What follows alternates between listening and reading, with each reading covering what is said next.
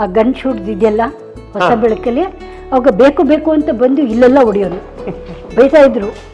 ಆ ಅಟ್ಯಾಚ್ಮೆಂಟ್ ಇದೆಯಲ್ಲ ಅದು ನನ್ನಲ್ಲೇ ಇದೆ ಹೊರತು ಇವತ್ತೇ ನಿಮ್ಮ ಹತ್ರ ನಾ ಬಾಯಿ ಬಿಡ್ತಾ ಇದ್ದೀನಿ. ಅದೇ ಶಂಕರ್ ನಾಗ್ ಸರ್ ಅವರ ನಿರ್ದೇಶನದ ಚಿತ್ರ ಒಂದು ಮುತ್ತಿನ ಕತೆ. ಅವ್ರು ನಾನು ಕರಿತಾ ಇದ್ದಿದ್ದು ಹೇಗೆ ಗೊತ್ತಾ, ಶಂಕರ್ ನಾಗ್ ಅವರು ಶೋಭಿ ಅನ್ನೋರು. ಅವ್ರ ಹತ್ರ ಮಾಡ್ಬೇಕಾದ್ರೆ ನೀರು ಕುಡ್ದಂಗೆ ಮಾಡ್ತಾ ಇದ್ದು ನಾವು ಶೂಟಿಂಗ್. ಆ ಅಟ್ಮಾಸ್ಫಿಯರೇ ಒಂಥರ. ಒಂದು ಮುತ್ತಿನ ಕತೆ ಇದ್ರೆ ಅದೆಲ್ಲ ಬರೀ ಮೀನು ವಾಸನೆಗಳು. ನಮಗೆ ಸ್ವಲ್ಪ ನಾನ್ ವೆಜ್ಜು ಅಷ್ಟಕ್ಕಷ್ಟೇ, ಅಷ್ಟು ಇದ್ದಿಲ್ಲ. ಅಲ್ಲಿ ಹೋದರೆ ಬರೀ ಮೀನು ವಾಸನೆ ಹಿಂಗೆ ಮೂಗು ಇಟ್ಕೊಂಡು ಹೋಗ್ತೀವಿ ರಾಜ್ಮಂಡಿ. ಯಾಕೆ ಮೂಗು ಮುಚ್ಕೋತೀರ, ಪರವಾಗಿಲ್ಲ ಹೇಳ್ಕೊಳ್ಳಿ, ನೀವು ತಿಂದೇ ಇದ್ರೂ ಇದು ಸ್ವಾಹ ಹೇಳ್ಕೊಳ್ಳಿ, ಆರೋಗ್ಯಕ್ಕೆ ತುಂಬ ಒಳ್ಳೆಯದು ಅನ್ನೋರು.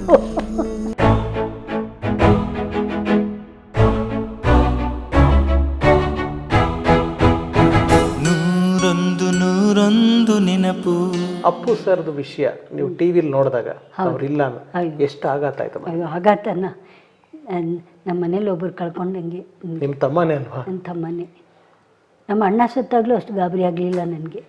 ನ್ಯೂಸ್ ಬಂತು ಫೋನಿಂದ, ಹಿಂಗೆ ಅಣ್ಣಂಗೆ ಬ್ರೈನ್ ರಿವರ್ಜ್ ಆಗ್ಬಿಟ್ಟು ಹೊರಟೋಗಿದ್ದಾನೆ, ಈಗ ಬರಬೇಕು ಅಂತ ನಮ್ಮ ಅತ್ತಿಗೆ ಫೋನ್ ಮಾಡಿದ್ಲು ಅಷ್ಟೇ ಹೊರತು. ಅವ್ನು ಸ್ವಲ್ಪ ಬ್ಯಾಡ್ ಹ್ಯಾಬಿಟ್ಸ್ ಎಲ್ಲ ಇತ್ತು, ನಾನು ಅಷ್ಟು ತಲೆ ಕೆಡಿಸ್ಕೊಳ್ಳಿಲ್ಲ. ಅವನಾಗ ಒಂದು ಜೀವನ ಹಾಳು ಮಾಡ್ಕೊಂಡ ಅನ್ನಿಸ್ತಷ್ಟೇ. ಆದರೆ ನನಗೆ ಪುನೀತ್ ಇದಾಗಿದ್ದು ಟಿವಿಲೇ ಗೊತ್ತಾಗಿದೆ ನಿಮಗೆ? ಟಿವಿನಲ್ಲಿ ನಂಬಕ್ಕಾಗಲಿಲ್ಲ. ಅದಕ್ಕೂ ನನ್ನ ಇನ್ನೊಬ್ಬ ಮಗ ಇದ್ದಾನಲ್ಲ ಚಿದು, ನಮ್ಮ ಚಿದು, ಅವನು ಡಗಾರನ್ ಫೋನ್ ನಮ್ಮ ಯಜಮಾನ್ರಿಗೊಂದು, ಅಂಕಲ್ ನಾವು ಟಿ ವಿ ಹಾಕಿರಲ್ಲ, ಬೆಳಿಗ್ಗೆ ಹೊತ್ತಷ್ಟು ದೇವ್ರ ನಾಮ ಎಲ್ಲ ಆದಮೇಲೆ ಆಫ್ ಮಾಡಿಬಿಡ್ತೇವೆ ಅಷ್ಟು. ಅಂಕಲ್ ಟಿ ವಿ ಹಾಕಿ ನೋಡಿ ಈ ಥರ. ನಂಗೆ ನಂಬಕ್ಕಾಗಲಿಲ್ಲ. ಇವ್ರು ಅಂದರು ನೋಡಿ ಏನೋ ಟಿ ವಿ ಹಾಕಿ ಏನೋ ಪುನೀತಿದೇನೋ ಆಗಿದೆಯಂತೆ ಅಂದರು. ನೀವು ಹೋಗ್ರಿ ಏನೋ ಹೇಳ್ಬೇಡಿ ನೀವು. ನಿಜವಲ್ಲ ಹಾಕಿದ ತಕ್ಷಣ ಬಾಡಿ ತೋರಿಸಿದ್ರು ನೋಡಿ, ನನಗೆ ಫುಲ್ಲು ಇದು ಜಾಸ್ತಿ ಆಗೋಯ್ತು, ಹಾರ್ಟ್ ಬೀಟ್ ಜಾಸ್ತಿ ಆಗೋಯ್ತು. ಏನು ಮಾಡೋಣ, ಏನು ತೋರಿಸಲಿಲ್ಲ. ಏನಪ್ಪ ಭಗವಂತ, ನಾನು ಭಗವಂತ ನಿಜವಲ್ಲೂ ಬೈಕೊಂಡೆ ನಾನು. ಏನಪ್ಪ ನಿನಗೆ ಕಣ್ಣಿಲ್ವಾ, ಈಗ ಎಂತೆಂಥವ್ರನ್ನೂ ಬಿಟ್ಟಿದ್ಯಾ, ಕ್ರೂರಿಗಳನ್ನೆಲ್ಲ ಬಿಟ್ಟಿದ್ಯಾ ಅಂತ ಒಂದು ನಿಜವಲ್ಲೂ ಹೇಳ್ಬೇಕಂತೆ. ಪುನೀತ್ ಹೋದ್ಮೇಲೆ ಅವರು ನಿಜಾಂಶ ಗೊತ್ತಾಗಿದ್ದು, ಅವ್ರು ಮಾಡ್ತಾ ಇದ್ದಿದ್ದು ಕೆಲಸಗಳು ಅದುವರೆಗೂ ಏನೂ ಗೊತ್ತಾಗಲಿಲ್ಲ. ಇಲ್ಲ, ಸೇಮ್ ಅಪ್ಪಾಜಿ ಮಾಡೋದು ಯಾರಿಗೇನು ಗೊತ್ತಿದೆ ಆ ಥರನೇ ಮಗ ನಿಜವಲ್ಲೂ ಬೆಳೆದ ನಿಜವಲ್ಲೂ ಹೇಳ್ತೀನಿ. ಅದೇನೋ ಹೇಳ್ತಾರಲ್ಲ, ಈ ನಕ್ಷತ್ರ ತುಂಬ ಅಲ್ಲ, ನಕ್ಷತ್ರ ಒಂದೊಂದ್ಸರಿ ತುಂಬ ಬ್ರೈಟ್ ಆಗುತ್ತಂತೆ. ಆ ಬ್ರೈಟ್ ಆಗಿಬಿಟ್ಟು ಇದಕ್ಕಿದ್ದಂಗೆ ಹಂಗೆ ಮರಿ ಆಗ್ಬಿಡುತ್ತೆ. ಆ ರೀತಿ ಪುನೀತ್ ಬ್ರೈಟ್ ಆಗಿ ಏನಪ್ಪ ಅವನು ಬಿಟ್ಟರೆ ಇಲ್ಲ, ಸೆಕೆಂಡ್ ನಮ್ಮ ಅಪ್ಪಾಜಿ ಸ್ಥಾನ ಅವನೇ ತುಂಬೋನು ಅನ್ನೋದು ಆ ಮಟ್ಟಕ್ಕಿತ್ತು ಅವನು. ಯಾಕೋ ಭಗವಂತನಿಗೆ ಹಿಡಿಸ್ಲಿಲ್ಲ ಅನಿಸುತ್ತೆ. ಬಟ್ ನಿಮಗೆ ದೂರದಿಂದನೇ ನಿಮ್ಮ ತಮ್ಮನ ಸಾಧನೆ, ಅವ್ರು ಇಷ್ಟು ದೊಡ್ಡ ಸ್ಟಾರ್ ಆಗಿದ್ದು ನೋಡಿ ತುಂಬ ಹೆಮ್ಮೆ ಇತ್ತು ಅಂತ. ಹೆಮ್ಮೆನಾ? ಅವನು ಪಿಕ್ಚರು ಅಂದರೆ ಸಾಕು. ನನ್ನ ಮಗನಿಗೆ ಹೇಳ್ಬಿಟ್ಟು ನಾನು ಥಿಯೇಟ್ರಿಗೆ ಹೋಗದೇ ಇದ್ರು ಕೂಡ ನೀನು ತಂದು ಹಾಕ್ಬಿಡೋ ಪಿಕ್ಚರು, ನಾನು ಪಿಕ್ಚರ್ ನೋಡಬೇಕು ಅಂದು. ಅದನ್ನು ಏನು ಮಾಡ್ತಿದ್ದೆ, 2-3 ಸರಿ ರಿಪೀಟ್, ಮಧ್ಯಾಹ್ನದ ಬೇಜಾರಾದಾಗ 2 ಸರಿ ಹಾಕ್ಕೊಂಡು ನೋಡ್ತಾಯಿದ್ದೆ. ಏನಂದರೆ ನಮ್ಮ ಜೊತೆಯಲ್ಲಿ, ಯಾಕೆಂದರೆ ಅದು ನಮ್ಮ ಜೊತೆಯಲ್ಲಿ ಇದ್ದವರು ಇದನ್ನೇ ಅನುಭವಿಸೋದಿದೆಯಲ್ಲ, ಅದು ಅದು ಅದು ಏನು ಹೇಳಿದ್ರು ನಿಮ್ಗೆ ಅರ್ಥವಾಗಲ್ಲ, ಅನುಭವಿಸಿದೊಳಗೆ ಗೊತ್ತು. ನಿಜ, ಸತ್ಯ. ಆ ಅನುಭವ ಇದೆಯಲ್ಲ, ಅವ್ರು ಮಾತಾಡ್ತಾ ಇದ್ರೆ ನಮಗೆ ನನ್ನ ಪಕ್ಕದಲ್ಲೇ ಕೂತ್ಕೊಂಡು ಮಾತಾಡ್ತಿದ್ದಾನೆ. ಚೇಷ್ಟೆ ಮಾಡೋನು, ತುಂಬ ಚೇಷ್ಟೆ ಮಾಡೋನು ಅವನು. ಆ ಗನ್ ಶೂಟ್ ಇದೆಯಲ್ಲ ಹೊಸ ಬೆಳಕಲ್ಲಿ, ಅವಾಗ ಬೇಕು ಬೇಕು ಅಂತ ಬಂದು ಇಲ್ಲೆಲ್ಲ ಹೊಡಿಯೋನು, ಬೈತಾ ಇದ್ರು. ರಾಜ್ಕುಮಾರ್ ಅವರೇ ಬೈತಾ ಇದ್ರು,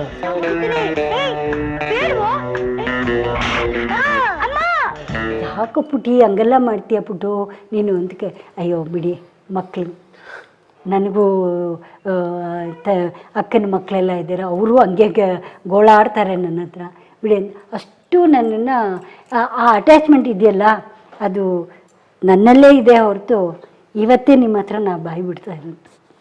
ಆ ಅವಕಾಶ ಕಲ್ಪಿಸ್ಕೊಟ್ಟಿದ್ದಕ್ಕೆ ತುಂಬ ತುಂಬ ಥ್ಯಾಂಕ್ಸು. ಖುಷಿ ಆಯಿತು ನನಗೆ ಕೇಳ್ತಾ ಹೋಗ್ತಾ ಇದ್ದೆ ನಾನು ನೀವು ಹೇಳ್ತಿದ್ದ ಕಥೆಗಳನ್ನ. ಎಸ್ ಮ್ಯಾಮ್, ನಾನು ವಿಜಯ್ ಕುಮಾರ್ ಸರ್ ಅಂದರೆ ನಿಮ್ಮ ಮದುವೆ ವಿಚಾರ ಮಾತಾಡಬೇಕು. ಮಾತಾಡೋಕೆ ಮುಂಚೆ ಇನ್ನು ನಾನು ಹಂತವಾಗಿ ಹೋಗ್ತಾ ಇದ್ದೀನಿ. ನಾನು ನಿಮ್ಮ ಸಿನಿಮಾದ ಇನ್ನು ಕೆಲವು ವಿಚಾರಗಳು ಬೇಕಾದಷ್ಟಿದೆ.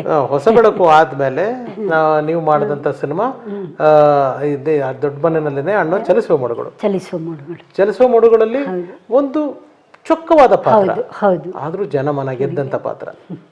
ಅಂಬಿಕಾ ಅವರಿದ್ರು. ಅದೇ ಹೇಳಿದ್ನಲ್ಲ, ಇದಕ್ಕೆಲ್ಲ ಕಾರಣಕರ್ತರು ಅಪ್ಪಾಜಿ. ಹ್ಮ್. ಅವ್ರ ಬ್ಯಾನರ್ನಲ್ಲಿ ಏನೇ ಮಾಡಿದ್ರು ಕೂಡ ನಮಗೆ ಜನ ದೂರದಿಂದ ನೋಡಿದ್ರು ಕೂಡ ಓ ಇವರೇ ಅಲ್ವಾ ಅವರು ಅಂತ ಗಮನಿಸ್ತಾರೆ. ಅದು ನನ್ನ ಹೆಸರಕ್ಕೆ ಹೇಳಿ ಮಾತಾಡ್ತಾರೆ. ಅದೇ ನಾಗವೇಣಿ ನಾಗವೇಣಿ ಅಂತಾರೆ. ಒಂದೊಂದು ಕಡೆ ಹೋಗ್ತಾರೆ. ಇವಾಗ ಪಾರ್ಕಿಗೆ ನಾನು ವಾಕಿಂಗ್ ಹೋಗ್ತಾ ಇರ್ತೀನಿ, ಅಲ್ಲ ಹಂಗೆ ಹೇಳೋರು, ಈ ನಾಗವೇಣಿ ಪಾತ್ರ ಮಾಡಿದವ್ರಲ್ವ ನೀವು. ನಾನು ಎಷ್ಟೋ ಕಡೆ ಅಯ್ಯೋ ಅವರಲ್ಲ ರೀ ನಾನು, ಯಾಕೆಂದರೆ ಸುಮ್ಮನೆ ನನಗೆ ಡಿಸ್ಟರ್ಬ್ ಆಗುತ್ತೆ ವಾಕಿಂಗ್ ಮಾಡಬೇಕಾದ್ರೆ, ನನಗೆ ಡಿಸ್ಟರ್ಬ್ ಆಗುತ್ತೆ ಅಂತ. ಹಾಗಂದರೆ ಇಲ್ಲ ರೀ ನೀವು ಒಪ್ಪೋದಿಲ್ಲ, ನೀವೇ ಅವರು ಹೀಗೆಲ್ಲ ಹೇಳ್ತಾರೆ. ಆ ಪಿಕ್ಚರ್ನಲ್ಲೇ ಇದು ಮಾಡ್ತಿದ್ದಾಗ ಕವಿರತ್ನ ಕಾಳಿದಾಸ ಶೂಟಿಂಗ್ ಇದು ಬಂತು. ಆವಾಗ ಪಾರ್ವತಮ್ಮ ಅವರು ನಂಗೆ ಕರೆದು ಹೇಳಿದ್ರು, ಬೇಡ ಅಮ್ಮನಿಗೆ ಅವಾಗವಾಗ ಹುಷಾರಿಲ್ಲ ಅಂತ್ಯ, ಊಟಿಲಿ ಶೂಟಿಂಗ್ ಅದು, ನೀನು ಅಮ್ಮನ ಕರ್ಕೊಂಬರ್ಬೇಡ ನೀನು, ಯಾಕೆಂದರೆ ಅಲ್ಲಿ ತುಂಬ ಕೋಲ್ಡಲ್ಲಿ ಇದು, ಅಪ್ಪನ್ನೇ ಕರ್ಕೊಂಬಂದ್ಬಿಡು ನೀನು ಹಿಂಗೆ. ಆಮೇಲೆ ನಾನು ಹೇಳಿದೆ ಮನೆಯಲ್ಲಿ ಈ ಥರ ಹೇಳ್ತಾ ಇದ್ದಾರಮ್ಮ, ಏನು ಮಾಡಿ. ಆವಾಗ ನಮ್ಮ ಅಕ್ಕ ಸುಶೀಲ ಅವಳು ಪರವಾಗಿಲ್ಲ ಬಿಡು, ನಾ ಬಂದಿರ್ತೀನಿ ಅಮ್ಮನ ಹತ್ರ, ನಾನು ನೋಡ್ಕೋತೀನಿ ಅಮ್ಮನ, ನಿನ್ಗೆ 2 ದಿನ ಇಲ್ಲ, ನನಗೆ ಒಂದು 15 ದಿವಸ ಇದೆ ಊಟಿನಲ್ಲಿ ಶೂಟಿಂಗು, ಅಲ್ಲಿ ಹೋಗ್ತಾಯಿದ್ದೀನಿ. ಸರಿ ಹೋಗಿದ್ದು. ಅವಾಗ ನಮ್ಮ ತಂದೆ ಜೊತೆನ ನಾನು ಅದೇ ಅಲ್ಲಿ ಒಂದು ಈ ಥರ ಸಾಂಗು ಪ್ರಿಯತಮ ಸಾಂಗ್ ಇದು ನಡೀತಾ ಇರ್ಬೇಕಾದ್ರೆ ಅಲ್ಲೆಲ್ಲ ಟೂರಿಸಮ್ ಇದೆಲ್ಲ ಜಾಸ್ತಿ ಇದಿರುತ್ತಲ್ಲ, ಅಲ್ಲೆಲ್ಲ ಬಂದು ಎಲ್ಲ ಸೇರ್ಕೊಂಬಿಡ್ತಿದ್ರು. ಅವಾಗ ನಮ್ಮಪ್ಪ ಪೊಲೀಸ್ ಅಲ್ವಾ, ಅಲ್ಲಿ ಕಮೆಂಟ್ ಮಾಡ್ತಾಯಿದ್ರು, ಏಯ್ ಹೋಗ್ರಿ ಹಿಂದಕ್ಕೆ ಹೋಗಿ ಅಂತ. ಅಷ್ಟೊತ್ತಿಗೆ ನಾನು ಅದನ್ನು ಗಮನಿಸ್ಲಿಲ್ಲ. ರಾಜ್ಕುಮಾರ್ ಕದ್ದು ಶೋಭಾರೆ ಬನ್ನಿ ಇಲ್ಲಿ ಅಂದರು. ನಿಮ್ಮ ತಂದೆ ಪೊಲೀಸ್ ಡಿಪಾರ್ಟ್ಮೆಂಟ್ ಅಲ್ವಾ, ನೋಡಿ ಆ ಕೆಲಸ ಮಾಡ್ತಾ ಇದ್ದಾರೆ ಅನ್ನೋರು. ಅವಾಗ ನಾನು ಬಂದು ಹೇಳ್ತೆ, ಅಮ್ಮ ಇಲ್ಲಮ್ಮ ಸುಮ್ಮನೆ ತೊಂದರೆ ಕೊಡ್ತಾರೆ ನೋಡಿ, ಅಲ್ಲೆಲ್ಲ ಲೈಟ್ಗಳಿದೆ ಎಲ್ಲ ಇದೆ, ಸುಮ್ಮನೆ ತೊಂದರೆ ಕೊಡ್ತಾರೆ, ಅವ್ರನ್ನೆಲ್ಲ ಆ ಕಡೆ ಕಳಿಸ್ತಾ ಇದ್ದೀನಿ ಹೀಗೆ. ಆ ಥರ ಎಲ್ಲ ಹೋದರೂ ಹುಟ್ಟಿದ್ದು ಮತ್ತು ನಡೆದು ಬಂದಿರೋದು ಹೋಗಲ್ಲ, ಸುಟ್ಟರೂ ಹೋಗಲ್ಲ ಅಂತಾರಲ್ಲ, ಆ ಥರ ಹಾಗಾಯಿತು. ಪಾಪ ಪಾರ್ವತಮ್ಮರು ಅಷ್ಟೇ ನನ್ನ ಬಗ್ಗೆ ಒಳ್ಳೆ ಕಾಳಜಿ ತಗೋತಾ ಇದ್ರು. ಅಮ್ಮ, ನಿಮ್ಮ 2ನೇ ಸಿನಿಮಾ ತಾಯಿಯ ಮಡಲಲ್ಲಿ ಯಾವ ಶಂಕರ್ ನಾಗ್ ಅವ್ರನ್ನ ನೋಡಿ ನೀವು ಒಂಥರ ಶಂಕರ್ ನಾಗ್ ಅಂತೆಲ್ಲ ಎಷ್ಟು ಪ್ರೌಢತೆಯಿಂದ ಹೇಳಿದ್ರಿ. ಅದೇ ಶಂಕರ್ ನಾಗ್ ಸರ್ ಅವರ ನಿರ್ದೇಶನದ ಚಿತ್ರ ಒಂದು ಮುತ್ತಿನ ಕತೆ. ಹೌದು, ಅದ್ರಲ್ಲಿ ತಾವು ಪಾತ್ರ ನಿರ್ವಹಿಸಿದ್ರಿ. ಹೌದೌದು. ಸೊ ಆ ಮೆಮೊರಿ ಶಂಕರ್ ನಾಗ್ ಸರ್ನ ನಾವು ಕಲಾವಿದರಾಗಿ ಸಾಕಷ್ಟು ಜನ ಅವರ ಒಪಿನಿಯನ್ಗಳನ್ನ ಶೇರ್ ಮಾಡಿದ್ದಾರೆ. ಒಬ್ಬ ನಿರ್ದೇಶಕರಾಗಿ ಶಂಕರಣ್ಣ ಅವ್ರು ಹೇಗಿದ್ರು, ಒಂದು ಮುತ್ತಿನ ಕತೆ ಚಿತ್ರದ ಅನುಭವಗಳು? ಅವ್ರು ನಾನು ಕರಿತಾ ಇದ್ದಿದ್ದು ಹೇಗೆ ಗೊತ್ತಾ, ಶಂಕರ್ ನಾಗ್ ಅವರು ಶೋಭಿ ಅನ್ನೋರು. So cute.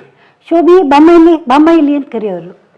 ಅವ್ರಿಗೆ ಈ ಪಿಕ್ಚರೆಲ್ಲ ಮಾಡಿದ್ನಲ್ಲ, ಅವ್ರಿಗೆ ಸ್ವಲ್ಪ ಗೊತ್ತಿತ್ತು. ನಾನು ಇದಕ್ಕೆ ಒಂದು ಮುತ್ತಿನ ಕತೆಗೆ ಇಲ್ಲ, ಆ ಕ್ಯಾರೆಕ್ಟ್ರು ಸುಂದರರಾಜು ಬೇರೆ ಜೋಡಿ ಶೋಭಾರ್ನೇ ಹಾಕ್ಬೋಣ ಹೀಗೆ ಅಂದ್ಬಿಟ್ಟು ಇದು ಮಾಡಿದ್ರು. ಆಗ ನಿಜಲ್ಲ ಅಲ್ಲಿ ಹೋಗಿ ಇದು ನೋಡಿದ್ರೆ ಅಲ್ಲಿ ಒಂಥರ ಮೈ ಜುಮ್ಮಂತು. ಯಾಕೆಂದರೆ ಆ ಅಟ್ಮಾಸ್ಫಿಯರೇ ಒಂಥರ. ಒಂದು ಮುತ್ತಿನ ಕತೆ ಇದರಲ್ಲಿ ಅದೆಲ್ಲ ಬರೀ ಮೀನು ವಾಸನೆಗಳು. ನಮಗೆ ಸ್ವಲ್ಪ ನಾನ್ ವೆಜ್ಜು ಅಷ್ಟಕ್ಕಷ್ಟೇ, ಅಷ್ಟು ಇದ್ದಿಲ್ಲ. ಅಲ್ಲಿ ಹೋದರೆ ಬರೀ ಮೀನು ವಾಸನೆ, ಹಂಗೆ ಮೂಗು ಇಟ್ಕೊಂಡು ಹೋಗ್ತೀವಿ. ರಾಜ್ಕುಮಾರ್ ಯಾಕೆ ಮೂಗು ಮುಚ್ಕೋತೀರಾ, ಪರವಾಗಿಲ್ಲ ಹೇಳ್ಕೊಳ್ಳಿ, ನೀವು ತಿಂದೇ ಇದ್ರೂ ಇದು ಸ್ವಾಹ ಹೇಳ್ಕೊಳ್ಳಿ, ಆರೋಗ್ಯಕ್ಕೆ ತುಂಬ ಒಳ್ಳೆಯದು ಅನ್ನೋರು. ಆ ಥರ ಇದು ಮಾಡಿ ಅಂದರೆ ಅಲ್ಲೆಲ್ಲ ಶೂಟಿಂಗು ಇದೆಲ್ಲ ಇದು ಮಾಡೋರು. ನೀರು ನಿಜಲ್ಲ ಅದೊಂದು ಏನೋ ಒಂದು ಯಾವುದೋ ನನಗೇನು ಅನ್ನಿಸ್ತು ಅಂದರೆ ನಮ್ಮ ಇದರಲ್ಲಿ ಇಲ್ಲ, ಯಾವುದೋ ಒಂದು ದೇಶ ಕೊಟ್ಟೋಗಿದ್ದೀವಿ ಅನ್ನಿಸ್ಬಿಡ್ತು. ಅಟ್ಮಾಸ್ಫಿಯರು ಅಯ್ಯೋ ನಿಜವಲ್ಲ, ಅವ್ರು ಡೈರೆಕ್ಟ್ರು ಅಂತಲೇ ಹೇಳೋಕ್ಕಾಗಲ್ಲ. ಅಲ್ಲಿ ಓಡಾಡ್ಕೊಂಡು ಒಂದು ನಿಕ್ಕರ್ ಹಾಕ್ಕೊಂಡು ಓಡಾಡಿಕೊಂಡು ಯಾರು ಡೈರೆಕ್ಟ್ರಿ ಪಿಕ್ಚರ್ಗೆ ಅಂತ ಯಾರೋ ಬಂದರು ನೋಡಿ ಅಲ್ಲಿದ್ದಾರೆ ನೋಡಿ ಅವರು ಆ ಡೈರೆಕ್ಟ್ರು. ಯಾಕೆಂದರೆ ಡೈರೆಕ್ಟ್ರು ಅಂದರೆ ಆ ಥಿಂಕಿಂಗೇ ಬೇರೆ ಅಲ್ಲ. ಕ್ಯಾಪ್ ಹಾಕ್ಕೊಳ್ಳೋರು, ಪ್ಯಾಂಟ್ ಶರ್ಟ್ ಹಾಕ್ಕೊಂಡು ಕೈಗೆ ಇದು ಇಟ್ಕೊಂಡಿರೋರು, ಅದೆಲ್ಲ ಆ ಥರ. ಇದು ಈ ಅಪ್ಪ ಬೇಕಾದ್ರೆ ನೆಲದಲ್ಲೇ ಕೂತ್ಕೊಂಡ್ಬಿಡ್ತಾರೆ ಶಂಕರ್ ನಾಗ್ ಅವರು. ಅಷ್ಟು ತುಂಬ ಅವ್ರ ಹತ್ರ ಮಾಡಬೇಕಾದ್ರೆ ನೀರು ಕುಡ್ದಂಗೆ ಮಾಡ್ತಾಯಿದ್ದು ನಾವು ಶೂಟಿಂಗ್. ಯಾಕೆಂದರೆ ಅಷ್ಟು ನಮಗೆ ಇದಿಲ್ಲ, ಅಯ್ಯೋ ಅವರು ರೇಗ್ತಾರಪ್ಪ ಮಾಡ್ತಾರೆ ಆ ಥರ ಎಲ್ಲ ಏನೂ ಇಲ್ಲ. ನಿಜವಾಗ್ಲೂ ಹೇಳ್ತೀನಲ್ಲ, ಇವತ್ತವರೆಗೂ ನಾನು ಇಷ್ಟು ಪಿಕ್ಚರ್ ಮಾಡಿದ್ದೀನಲ್ಲ, ಯಾವ ಡೈರೆಕ್ಟ್ರ್ ಕೈಲೂ ನಾನು ಬೈಸ್ಕೊಂಡಿಲ್ಲ. ಮತ್ತು ಈ ಟೇಕ್ ಸರಿ ಇಲ್ಲಮ್ಮ, ನೀನು ಯಾಕೆ ಹಿಂಗೆ ಮಾಡಿದೆ ಅಂತ ಯಾರೂ ಹೇಳಿಲ್ಲ. ಅದೊಂದು ನನಗೆ ಅದು ಹೆಮ್ಮೆ, ನಿಜ ಪ್ರೌಢತೆ ಅಲ್ಲ. ನಿಜವಾಗ್ಲೂ ನನಗೆ ಅದೊಂದು ಹೆಮ್ಮೆ. ಯಾಕೆಂದರೆ ಮಾಡಿದ ತಕ್ಷಣ ನನ್ನ ಪರವಾಗಿ ಇನ್ನೊಬ್ಬರಿಂದ ಟೇಕ್ ಓಕೆ ಆಗಲಿಲ್ಲ ಅಂದರೂ ನಾನು ಮಾಡಿದ್ದು ನನಗದು ತೃಪ್ತಿ ಕೊಟ್ಟಿದ್ದು. ವಂಡರ್ಫುಲ್. ಅಮ್ಮ, ನೀವು ನೋಡಿದಂತೆ ತೆರೆಯ ಮುಂದಿನ ರಾಜಕುಮಾರನಿಗೂ ತೆರೆಯ ಹಿಂದಿನ ಡಾಕ್ಟರ್ ರಾಜ್ಕುಮಾರ್ ಅವ್ರಿಗೂ ಏನು ವ್ಯತ್ಯಾಸ ಕಂಡುಕೊಂಡ್ರಿ? ತೆರೆಯ ಮುಂದಿನ ಅಂದರೆ ಅಲ್ಲಿ ತೆರೆಯ ಮುಂದೆ ಒಬ್ಬ ಭಕ್ತ ಕುಂಬಾರ ಅವರು ಅದೇ ಅಲ್ಲ ಅವರದ್ದು ನಮಗೆ ಮಾತಾಡೋದಕ್ಕೆ ಒಂಥರ ಭಯ ಆಗೋದು. ಸ್ಟೇಜಿಗೆ ಬಂದ್ಬಿಟ್ರಿ ಯಾವಾಗ ಒಂದು ಇದಕ್ಕೆ ಬಂದ್ಬಿಟ್ಟಾಗ ಅವ್ರ ಹತ್ರ ಹೆಂಗೆ ಮಾತಾಡೋದು, ಏನು ಮಾತಾಡೋದು, ಅವ್ರು ಮಾತಾಡ್ತಾರೆ, ನಮಗೆ ಒಂಥರ ಮನಸ್ಸಲ್ಲಿ ದೊಡ್ಡ ವ್ಯಕ್ತಿ ಅಲ್ವಾ, ಹೇಗೆ ನಾನು ಅವ್ರ ಹತ್ರ ಮಾತಾಡೋದು ಏನಿದು ಅಂತ. ಆದರೆ ಅವ್ರು ಸೋಷಲ್ ಆಗೇ ಇರೋರು. ಆದರೆ ಆ ಪ್ರಪಂಚ ಬಿಟ್ಟು ಈ ಕಡೆ ಇನ್ನೊಂದು ಏನಂದ್ರೆ ಅಲ್ಲಿ ಶೂಟಿಂಗ್ ಇದರಲ್ಲೂ ಅಷ್ಟೇ, ಏನಾದರೂ ಸ್ವಲ್ಪ ಡೈಲಾಗ್ ಇದು ಮಾಡ್ತಿದ್ರೆ ಹೇಳ್ಕೊಡೋರು, ಹಿಂಗೆ ಮಾಡಿ ಹಿಂಗೆ ಮಾಡಿ. ಇನ್ನೊಂದು ಅಪ್ರಿಷಿಯೇಟ್ ಕೊಟ್ಟಿದ್ದಾರೆ ನನಗೆ ರಾಜ್ಕುಮಾರ್ ಅವರು. ಏನಿದೆ, ನೀವು ಬಿಡಿ, ನೀವು ಚೆನ್ನಾಗಿ ಮಾಡ್ತೀರಿ, ಯಾಕೆಂದರೆ ನೀವು ಡ್ಯಾನ್ಸರು, ನಿಮಗೆ ಅಭಿನಯ ಏನು ಅನ್ನೋದು ಚೆನ್ನಾಗಿ ಗೊತ್ತು. ಆ ಎಕ್ಸ್ಪ್ರೆಷನ್ನು ನಿಮಗೆ ಆ ಸೀಕ್ವೆನ್ಸ್ ಏನಿದೆ ಅದು ಹಿಂಸೆ ಆದಿದ್ದೋ ಇಲ್ಲ ಖುಷಿ ಕೊಡೋದು, ಅದಕ್ಕೆ ತಕ್ಕಾಗಿ ನೀವು ಮ್ಯಾನೇಜ್ ಮಾಡ್ತೀರಿ. ಯಾಕೆಂದರೆ ನಿಮ್ಮ ಬ್ಯಾಕ್ಗ್ರೌಂಡು ಡ್ಯಾನ್ಸ್ ಇದೆ. ಆ ಅಭಿನಯದಿಂದ ನಿಮಗೆ ನಿಮ್ಗೆ ಅದು ಸಪೋರ್ಟ್ ಮಾಡ್ತಿದ್ದೆ, ಕ್ಯಾರೆಕ್ಟರ್ಗಳಿಗೆ ಅದು ಸಪೋರ್ಟ್ ಮಾಡ್ತಿದ್ದೆ. ನೀವು ಹೇಳೋವರೆಗೂ ನಂಗೆ ತಲೆನಲ್ಲಿರಲಿಲ್ಲ. ಒಂದು ಟ್ರೈ ಮಾಡೋಣ, ನಿಮ್ಗೇನೋ ಒಂದು ಸರ್ಪ್ರೈಸ್ ಕೊಡೋದಕ್ಕೆ ಆಸೆ ಆಗ್ತಿದೆ. ಎಷ್ಟು ಮಟ್ಟಿಗೆ ಅದು ವರ್ಕ್ ಆಗುತ್ತೆ ನನಗೆ ಗೊತ್ತಿಲ್ಲ, ಬಟ್ ಪ್ರಯತ್ನ ಅಂತೂ ಸಿನ್ಸಿಯರ್ ಆಗಿ ಪಡ್ತೀನಿ. ನೀವು ಬಂದಿದ್ದೆ ನಂಗೆ ಒಂದು ದೊಡ್ಡ ಇದು ನನಗೆ ನೀವು ಮಾತಾಡಿದ್ಮೇಲೆ ಒಂದು ಐಡಿಯಾ ಬಂತು. ಯಾಕೆಂದ್ರೆ ನಾನು ಜನರಲಿ ಸರ್ಪ್ರೈಸ್ ಕೊಡಬೇಕಾದ್ರೆ ಒಬ್ರು ಕಲಾವಿದರುಗಳಿಗೆ ಮುಂಚಿತವಾಗಿ ಕೆಲವು ಪ್ರಿಪೇರ್ ಆಗ್ತೀನಿ. ಆದರೆ ಇವಾಗ ನಾನು ಪ್ರಿಪೇರ್ ಆಗಿರಲ್ಲ ಈ ಸತಿ ನಿಮ್ದು. ಇದಕ್ಕೆ ನೀವು ಮಾತಾಡ್ತಿರ್ಬೇಕಾದ್ರೆ ಒಂದು ಸರ್ಪ್ರೈಸ್ ಮಾಡ್ತೀನಿ, ನೀವು ಮಾತಾಡ್ಬಿಡಿ. ನಿಮ್ಮನ್ನ ಕಣ್ಣಿಡಿತಾರೆ ನಿಮ್ಮ ಜೊತೆ ಒಬ್ರು ಇದು ಮಾಡಿದವರು, ನೋಡೋಣ ಅವ್ರು ಶೂಟಿಂಗಲ್ಲಿದ್ದಾರ ಏನು ನನಗೆ ಗೊತ್ತಿಲ್ಲ. ಯಾಕೆಂತಂದರೆ ಸ್ನೇಹಿತರೆ, ಇದು ಖಂಡಿತ ಸ್ಕ್ರಿಪ್ಟೆಡ್ ಅಲ್ಲ. ನನ್ನ ಫೋನ್ ನನ್ನ ಹತ್ರ ಇರಲಿಲ್ಲ, ಅಲ್ಲಿತ್ತು, ಕೇಳಿ ಇಸ್ಕೊಂಡ್ಬಿಟ್ಟು ಇವಾಗ ನಾನು ಟ್ರೈ ಮಾಡ್ತಾ ಇದ್ದೀನಿ. ಈ ನಮ್ಮ ಆತ್ಮೀಯ, ನನ್ನ ಪ್ರೀತಿಯ, ನನಗೆ ಒಂದು ಅಣ್ಣನ ಸ್ಥಾನದಲ್ಲಿರೋರು, ಅವರು ಅಮ್ಮನ ಜೊತೆ ಕೆಲಸ ಮಾಡಿದ್ದಾರೆ. ಫೋನ್ ಮಾಡ್ತೀನಿ, ನೋಡೋಣ ಶೂಟಿಂಗಲ್ಲಿದ್ದಾರೋ ಶಾರ್ಟಲ್ಲಿದ್ದಾರೋ. ಸ್ಪೀಕರ್ ಆನ್ ಮಾಡ್ತಾ ಇದ್ದೀನಿ, ನೋಡೋಣ.